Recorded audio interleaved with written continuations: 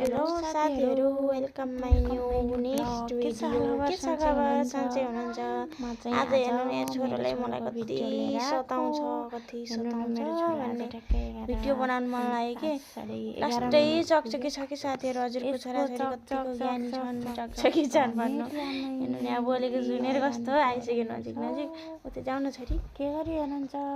एकछिन ठुपुक्क बस्ने भन्ने त उहाँको डिक्सनेरीमा हुँदैन के यति चकचक गर्ने साथीहरू। सुत्केरीमा मोटाउने भन्ने के मोटाउनु, भा मासु पनि सबै सिधिन्छ, के गर्नु हौ।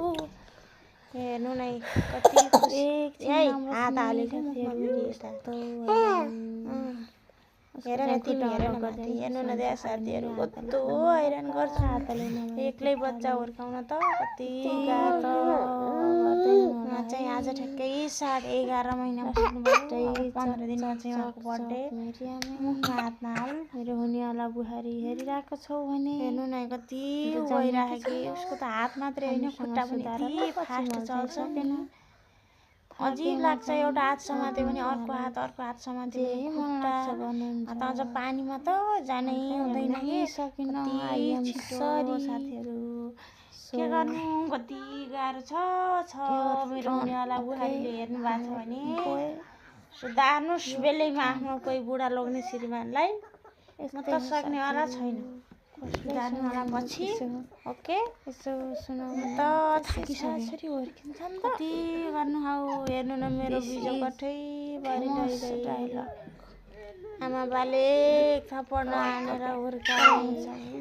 अहिले छोरोले हैरान पारेछ, थाकिन्छ। यस्तै हो साथीहरू, कसलाई सुनाउनु दुखेसो।